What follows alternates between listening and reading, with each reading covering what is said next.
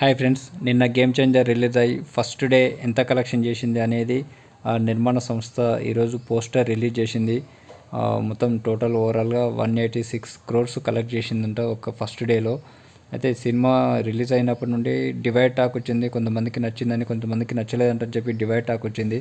Ram Charan fans చాలామంది కూడా ఇట్లా బ్యాండ్ మేళాలతోటి ఇట్లా పోస్టర్లు తీసుకొని వాళ్ళ ఇంటి ముందర గుమిగూడి రామ్ చరణ్ అని పిలుస్తున్నారు.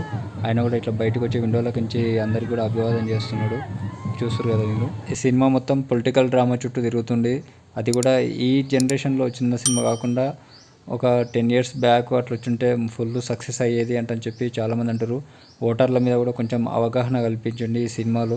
రాజకీయ నాయకులు మనకు ఓటుకు డబ్బులు ఎందుకు ఇస్తారు, వాళ్ళు ఇంత ఇచ్చి మన దగ్గర ఒక్కొక్కరి మీద ఎంత సంపాదిస్తారు అనేది కొంచెం వివరించే ప్రయత్నం అయితే చేసిండు. ఇక ఈ సినిమా స్టోరీలో main flash back Appanna character అయితే సినిమాకే హైలైట్. అది రామ్ చరణ్ కెరీర్లోనే నిలిచిపోతుంది. ఇక అంజలి పాత్ర కూడా చాలా బాగుంది. అయితే స్టోరీ కొంచెం ఇట్లా స్లోగా పోతుంది అంటని చెప్పి చాలామంది చెప్పారు, నచ్చలేదు అంటని చెప్పారు. అందుకే వేరే కామెడీ అవి ఏం కూడా వర్కౌట్ కాలేదంటని చెప్పారు.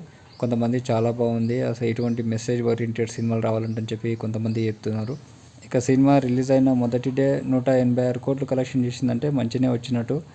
ఇక సంక్రాంతి పండుగ ఉంది, హాలిడేస్ ఉన్నాయి కాబట్టి చాలామంది చూస్తారు. సినిమాకు కలెక్షన్స్కి అయితే ఏం ప్రాబ్లం లేదు, ఈజీగా కలెక్షన్స్ అయితే గెయిన్ చేస్తుంది. ఇక రేపు రిలీజ్ అయ్యే డాకు మహారాజ్ కానీ, సంక్రాంతికి వస్తున్నాం కానీ సినిమాలు గిట్టంగా ఇంకా మంచి టాక్ ఉంటే దీనికి కొంతమేర కలెక్షన్స్ తగ్గే అవకాశం ఉంటుంది.